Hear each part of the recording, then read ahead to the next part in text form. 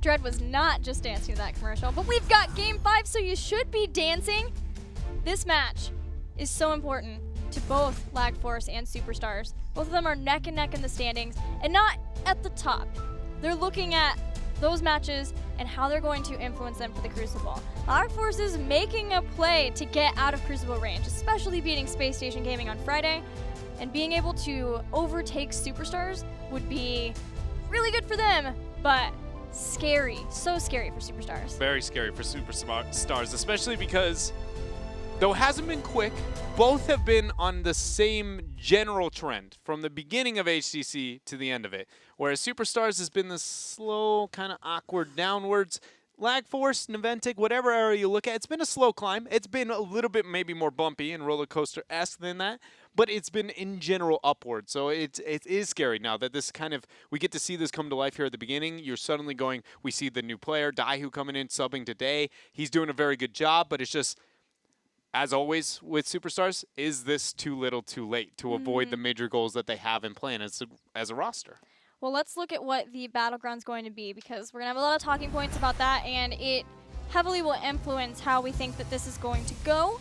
Lag Force has chosen the final Battleground to be Dragonshire. Initial thoughts about Dragon? Beyond all my other crazy theories, I feel like this has got to be very thankful if you're a Superstars fan that game number 5 got taken to Dragonshire. Not only does Lag F sometimes struggle a bit with rotations when it comes to the smaller maps because of that identity crisis that they're learning about themselves, it does feel like small maps, they still show the most poor characteristics transitionally and rotationally, which we know is very crucial here. But Superstars also loves to concentrate on wave clear. It's a map that it can thrive. I'm just a little afraid to say those same sentiments because last time we shared them, it was on Tomb, and they got absolutely bodied by iDream's Medivh. So they need to find a way to make sure that doesn't happen again this game. Otherwise, they're going to be out the series. This was the one Battleground where Lag Force lost to Space Station Gaming. They did choose it versus Space Station 2, bringing in Gul'dan. They had Genji for rotations, and then the Dehaka top. So Dehaka banned from Superstars to at least remove that solo laner. Does that seem normal to you? Off the top of your head? I know it's a little bit... What, the Dehaka ban? Yeah. Not if they're planning to win that solo lane matchup hard. Like, I think if they've got a lot of focus into that. I'm going to get a little weird. I think they're going to mouth L before the secondary ban phase. Like, very heavy concentration on trying to take out B-Kid and put him into something like a Zagara where they can, at least I'm expecting they assume they can take that out. Yeah. The Zagara rather than the mouth L. I think the same, that it's going to be some sort of very high focus on that top lane. Chromie, she's back. On a small map and into an Ariel, so, I mean, talk about a huge window here for Lag Force to be able to take this game, a very big advantage for them. Suddenly, I really would like the idea of a Garrosh now because Roll20 with the synergy they displayed onto it, I'd love that idea here, but I don't know if Lag Force is willing to be able to pick that up. They've done pretty well throughout the series. They've held their own now. Do you really want to take that risk on Game 5 at that high value? Probably not. So what is that highly valuable to go along with Chromie? Is it the support here? Worried about a support choke if Superstars want a secondary support, and then they could ban another one. Pick my top laner. I want him to be beefy, though. Go with the Medivh. So we have a Medivh, we have a Chromie. We know iDream's going to be on to the Medivh. Biggie. Yeah, Biggie on the Chromie. I'm trying to figure out what that means compositionally for the top lane. So what are those two picks? Because that is no frontliner whatsoever and no support. In the modern meta, that should be heavily punishable, but you have to consider the common elements and what they struggle to actually have, and then it has to be executed in the 2-3 and the secondary ban phase for Superstars. What are heroes you really don't want with that style of play? With the Dehaka already gone away, the Chromie to be able to get the poke around, double support, and a Lunara picked up for the members of Superstars, so really good 4-man pressure, but that was into a Chromie Medivh. Chromie's still going to be able to deal with that really well. Yeah. Seems very surprising to see that Superstars is going to be the second team to commit to a double support in the North American scene on a map in game number 5 into a Chromie. Like all cases where you'd be like, this is going to be less valuable. They still are willing to commit to it. I'm not doubting it. We've seen double support Lunar just shred. So, I mean, we know it's powerful. It's just very scary into what Lag Force has. especially with the concentration onto that Dahaka into their first ban, is going to leave opportunities for Lag Force here.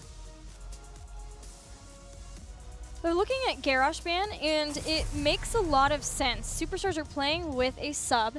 That sub in 4 out of the 5 games of this series, except for on Infernal Shrines, have played with Garrosh. You have to wonder the limitations of how much have they been able to practice with Daihu, and maybe Garrosh is, maybe that it doesn't extend very far compositionally past Garrosh. Not to say that Daihu can't play other heroes. He played Arthas well. He's played ETC well. He plays a lot of warriors very well. But just what the team has been able to synergize around. I'm really concerned about that top lane right now. I know. I'm not sure why, but I'm really afraid of it. Just because I still feel like something right now with the Chromie Medivh rotation, that it's going to be kind of awkward, whatever direction they go into. The Stukov is banned out by Superstars, so do we assume it to be the Malthael? Or is it going to be... No, excuse me, for the side of Lag F. What do you think is going to be in that top lane?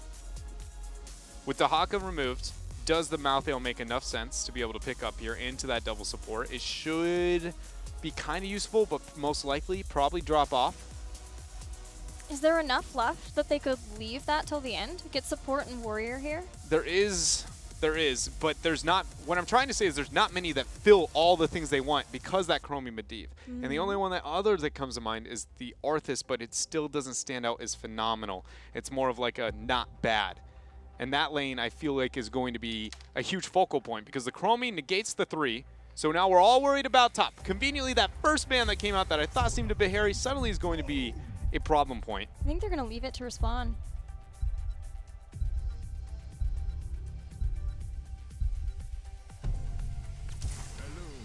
A new mouth. Malfurion gives wave clear the team. Or vision 2 if you want to get scouting drone. Not only that, but it's very good with the Medivh to be able to use the Force of Will, make the dock get a lot more value in the long run. Silence is an absolute must into a double support to be able to make up for it. And with the Stukov ban on one side, it makes a lot of sense that Malfurion was a choice. A Chen shows himself towards top. Chen Lunara again. Does that mean we're going to Arthas? Yeah, double warrior, double support.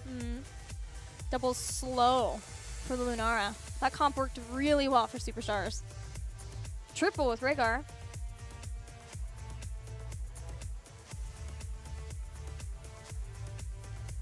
If we didn't, what is the only other thing? Like the wild Zeratul factor as the only other. The Chen is got to be the solo, I feel like, in most cases. Joe. So they go to the Johanna to make up for the 4. It's got a lot of wave clear. Works really well. It's going to provide a lot of pressure. A lot of blinds between Ariel and Johanna. But now Chen needs to body that lane matchup. Malthael Chen, honestly, I've not gotten to play either one of those against one another in an individual, like with reasonably competitive players, and it not being like, you know, oh, look at, I'm playing silver players and just smashing. Like, I'm yet to see the interaction. I don't know if it applies that much pressure on a Chen with a raw brew. He should go roughly even, maybe slightly behind him wave clear of the Chen, but put a little bit more threat into him. I don't think it's that bad, but I might be really wrong about that because Malthael just flat kind of breaks a lot of rules. Yeah, I'm a little concerned about the double blinds if Lag Force want to go that route. The Leo instead. Second time today I've made that mistake and say it has to be the mouth, and it comes out to be the Leo. Does it make it any better this time? I don't think so. Entomb Chromie, fish in a barrel. Entomb Chromie. Malfurion can get Strangling Vines, limit the healing of Superstars. Johanna, this Superstars have a composition that they basically just ran, except Johanna for wave clear over the Arthas this time. What do you think? I like Superstars draft better. But I don't know if they're going to be able to properly keep enough pressure outward. That seems to be a pretty common theme with most North American teams in double support, which might be part of the reason why it's kind of less likely to be played in general. It's just abusing the early game. and rotational advantage, especially with the Johanna. I feel like what's going to happen is Superstars are going to run a very predictable 1-4, and you're going to see Lag F maybe take 2 minion waves at best with that, slowing it down, and then they get bored and go, what if we fake matching a rotation? We gank top, top's dead, Superstars panics, they try and respond, and the whole rest of the game is watching Lag F do one swap, catching off Superstars. Like, restoring the balance and keeping the laning pressure continuously is literally an absolute must with the comp, considering the map, and more importantly, the game for your Superstars. And I just don't know if, again, because their lack of consistency, if they have it in them. We can find out. We're ready for game number 5 between Lag Force and Superstars. Winner of this gets a big advantage when we start talking about the Crucible. And the loser has a much rougher road ahead of them. At level 1 for Tomster, it is going to be the Moonburn like you were talking about. Better aid with that wave clear, the 4-man. But hate to break it to the members of Lag Force, there is no talent you can take at level 1 that's going to make up for the monstrous wave clear that Superstars has. Already got the Lightning Bond. Still waiting on Johanna. But I want to know what the number 1 or level 1 is for Chen. A couple different options here. Elusive Brawler generally is what you take when you're when you want to slow down and be able to take some of the tower shots. But getting Grounding Brew as a way of dealing with the damage that Chromie will be putting out. Even Medivh will be getting 30 spell armor every time he drinks his brew.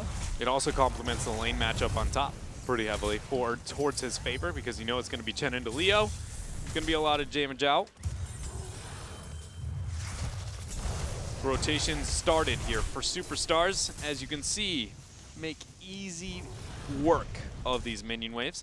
Lag Force did do a smart thing, though. Anytime you do have no chance into the wave clear department and you're trying to slow your opponents down, you never match them at the first wave, because then you're essentially asking to lose the race. You start at the opposite wave, which then forces them to gain a little bit, but not nearly as much as they would traditionally assume. I am surprised, though, with the Chromie composition, that they are comfortable running this laning decision rather than the 2-1-2 defensively with the Chromie roam as a anti-siege tactic. It does feel a bit out of place, at least with what we've seen currently internationally, but it also is a very Naventic strategy, or I guess Lag F now, to run that kind of playstyle with their 2-1-2. Well, it seems like maybe Zuna's going to stay up, or at least it's only Zuna rotating around. They're keeping Chromie and Malfurion in the bot, and then Zuna can just respond where everyone else is going, try to slow down those rotations. The more the members of Superstars stand in the minion waves, the more iDream can try to get the waves dealt with in short order. Malfurion and Chromie are rotating up. Tomster's there with the root. Iacona in trouble. First blood. First blood for Lag Force. Doing a very good job of getting punishment out there. Iacona did have a really good juke on that root, but at the end of the day, just got him too far out to be able to recover. Tomster coming down, flexing into Yoda. He's going to be able to scare him off here, but conveniently, Chen for Superstars is capturing himself that top shrine. Is the beautiful dance of top lane. It's pretty much, you can rely every 30 seconds you have it on your team, and the next 30 your opponents are probably going to have it unless there's a huge mismatch. Talking about mismatch, Urho is going to go down here up on top. And we have Royal Focus. Look at that root. Chromie. Nice. That was scary. The avoid and the spray. Have to say, Lag Force doing a pretty good job of dealing with the wave clear of Superstars. Keeping Zuna, who can slow down the minion wave and hold on to them, their positioning with the, this might change if Biggie dies, with the Scarabs of Anubarak. They make fast rotations and catch Iacona for a second time, thanks to the portals of iDream. And keeping Chromie and Malfurion allows them to deal with bottom. Iacona actually, it's a bit awkward. He actually misclicked pretty heavily there. So he's trying to, he got the detainment strike on the Chromie, and then you notice he took 2 steps forward. There's no argument whatsoever that an Ariel should be moving up there. He must have moved past the Chromie, actually take 2 steps forward. But what he did do right is accepted his fate. When things got ugly, he was like, all right, guys, I am not going to bring anybody down with me. I'm just going to go the other direction. At the end of the day, though, it does give Lag Force a Dragonite. And when you have a wave clear composition that struggles in teamfight overall, but you're trying to make up for it through your pressure onto the map, you never want to lose these early Dragonites. So suddenly, this game is really quickly getting out of hand, especially if we lose Hosty. for Lag Force's favor to win this game. The Dragon Knight still pressuring up towards top. That was a lane mismatch in favor of the Leo in the long run already. Going to get heavier now. Yeah, that eases off the pressure of the Leo. May also mean that BK can make some more rotations to help out the team in the other lanes. And lets Lag Force get some time to push back the waves of mid and bottom, even try to get some damage done or some picks found. Oh, like on Yoda, Zuna dove in, but Yoda had gone on top of the minion waves with his feral lunge. Is caught out by the members of Lag Force. 5 kills to 0 in a level lead in this early game. These games, for going all the way to game 5, each one has been so snowbally. It has been ridiculous. Lag Force, though, in every game they have won, they have had a level lead pre-10. And I know, we all know that that means the opponent has a rather large lead into the early game department. Posey under pressure. But this, I don't know, man. This just feels like Superstars needs to find a way to be able to collect themselves. Even laning-wise, it has gone very much not into their favor. They haven't been threatening the Dragon Knight appropriately to the point where Lag Force has actually controlled double altars more often than not, which is not what you say down to wave clear. They're looking at the invade too, but Daihu had some great zoning, but they're slowing Sands. Zuno's gonna go back in along with the portal. iDream's there too. Daihu's low. Posty falls low too. But it's Daihu, who is tanky and the ability to stay up in the front, going to let Yoda and Arrow come in for the flank. Yoda, that feral lunge, second time it looks like it's going to come back to bite you, not the other way around. Lag Force loses another member, 6-0 in kills, but the thing we've been waiting for is heroics. Lag Force is going to get that with 20 seconds away from the first Dragon Knight phase, or second Dragon Knight, excuse me. This is without a doubt going to go over to Lag Force. The question is, can Superstars get enough picks and stall slowly enough to where they don't lose too much with the Dragon Knight down that 10 advantage? With these heroic abilities, Lag Force can make a huge push. They have Royal Focus with Lingering Apparition, so they know that as long as Arrow doesn't get ganked, he'll be able to keep up with the lane pressure in the other lanes while they make that big push with their heroics. They channel the Dragon Knight. Superstars are going to get spotted on this. Immediate burrow charge from Zuna. Very well done here from Zuna, understanding that without the heroics, there's no way they can get the individual kill onto him. Even drops the cocoon. That is going to be one dead pup as Yoda comes out of that. For B-Kid to Entomb if anyone else steps up after this. It's already one dead pup. B-Kid flexing out there. And turns out he's not going to use that Lingering Apparition to get himself the Entomb. Dragon Knight, though, all the while, it's just been doing a bit of work, getting pressure out through the mid-front wall. I would have liked to see a bit more emphasis for Lag Force to group as 5 and open up the map a bit more. See how they're willing to run a 1-3-1? This is the exact same circumstance of what we saw, I want to say it was on Infernal Shrines, where they sit between a position to where you have to address, well, I have the upper hand, I have the 10 advantage, I could get anything on the map. Or I can play for the slow, later stages of the game. I feel like, you know, the slower ones make a lot of sense for slow maps, but it's also one of those situations where it's like, when you have this big of lead, do you really want to take any risk whatsoever? They look like they're going to stall it out. But only for a little bit. The gank on Leo, and with that double level advantage, the rest of Lag F are collapsing on Superstars. Leyline Seal will catch Hosty. They've got a cocoon too, but Arrow's in the back. Hoping that he can split apart the team and at least buy time for his team to escape. Get ready for a Portal Dream if they take a step onto the wrong end of one of those. Blessed Shields dropped. Chromie's under pressure. Yoda comes in with that bite from the side, but the healing is there. Condemn stops Twilight Dream too. That won't be up for another 5 seconds. And meanwhile, Superstars can do their damage. This is a point where they are on the same talent tier. He's going to Portal. He's not going to Dream yet. I'm absolutely astounded at the patience that we see here from There Tom it Sir. is. It's the Twilight Dream, but Chen was already on the disengage. So Arrow will make it out. Only one death on either side. Johanna for the Leoric. That fight was very, very close. Much more than I thought it was going to be in the way that it unfolded. Urho, though, out for a bit too long. I thought the members of Superstars were going to kind of accept his fate. But they didn't. They transitioned outwards, dropped the Ancestral. He goes down. Yoda's quick to follow. Black Force is just playing with their food. They're just like brawling. Right-click them. They're going to die. Meanwhile, the shrines were activating in 20 seconds.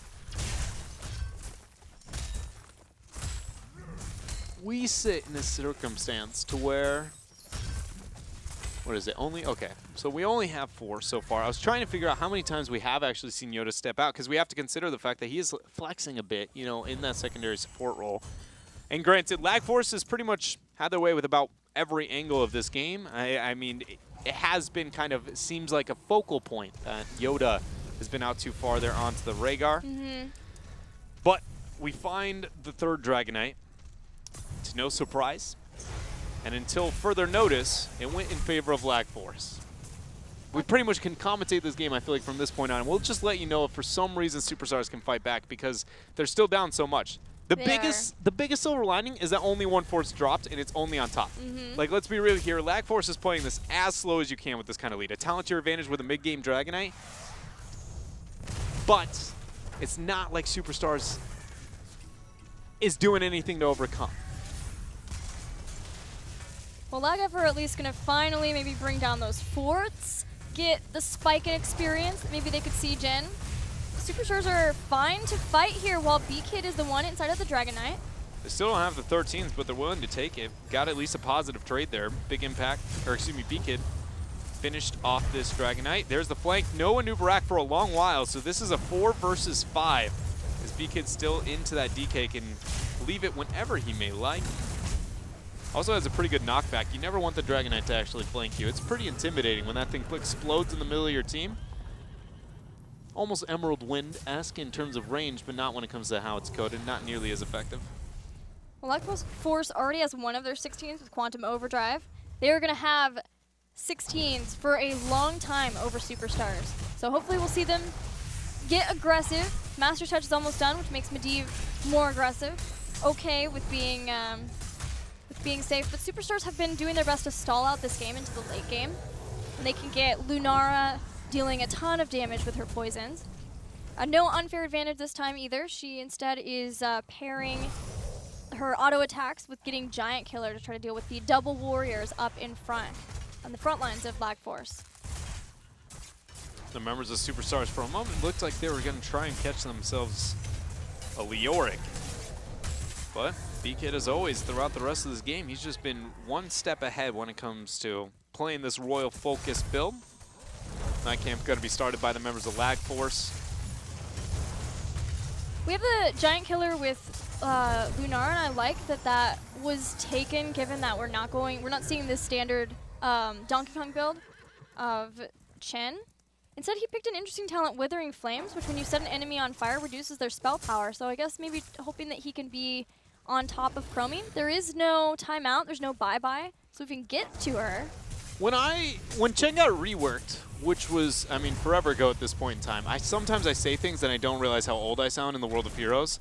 But to me, it feels like yesterday still. When Chen got reworked, I heard a couple of people talking about Withering Flames. It definitely wasn't a universal consensus, but some were like, we think this is sleeper busted. Yeah. Others were like, it's trash. I don't know. But either way, I'm glad we finally get to see it. Yeah, I'm excited to see it too. You can see the flank coming in, trying to use that, and he is sitting on top of Big E. But the problem for that is that there's Twilight Dream, and now one of the Panda Pals is already gone. A second falls. They have to get out of there with fire. Daihu's trying to get the peel off of this Cocoon target, but Anubarak's not letting up at all. Hosty unable to get the Leaping Strike away. Yoda's now in hot pursuit. B-Kid gets mounted speed there with that Wraith Walk. Lane line seal freezing in time. Some of the members of Superstars, but Urho is the last to fall. Still a 3-level lead for the members of Lag Force. Both of the shrines are available. We can expect this is going to be a Dragonite going over them.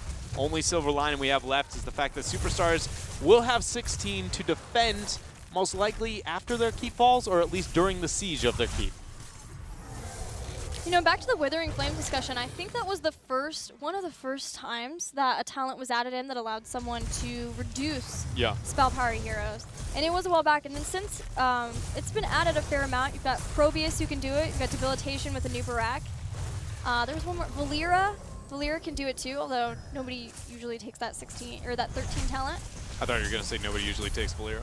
I was going to say nice me. Rip Cold Blood. Rip Cold Blood. Wow. Oh, man. The skill shots and the variants. That has Nice got to kill for Big E. feel rough here for Superstars if the first 14 or 13 kills did not get morale low enough here in game number 5 with not having Lunara for 23 seconds. Look at that B-Kid posturing around like he wants to be able to end this game. All the heroics are going to be there for Lag Force. Can Superstars hold on? Twilight Dreams dropped. Ancestral does land there onto Urho, but it stops, cancels out actually Storm, Earth, and Fire with the use of that Aegis. Now the Cocoon reveal is there. Dragonite on the core, and this is Lag Force clawing their way out of the Crucible range. They take this series over Superstars. And that doesn't mean that they're out of it just yet, but this victory was so important to making it out so they don't have to deal with somebody hoping to take their spot from him or from them. Tying up the head-to-head with Superstars now, Lag Force showing that they can withstand under the pressure, the full 5-game series versus Superstars.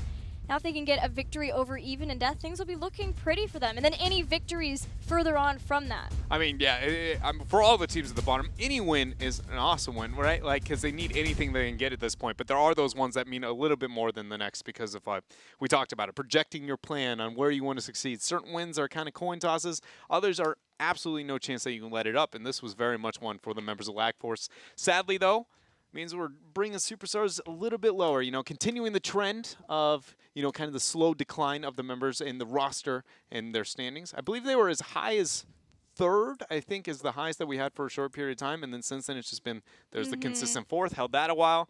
There's the 5th. They were 5th for a really long time, took the spot from B Step to finally be 4th.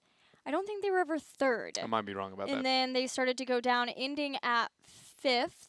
At the end of phase 1. And then now they ended part 1 at 6th. So just at the threshold of being able to compete for a spot at the HGC finals at BlizzCon. 6th and up, you get to fight for that final 3rd spot.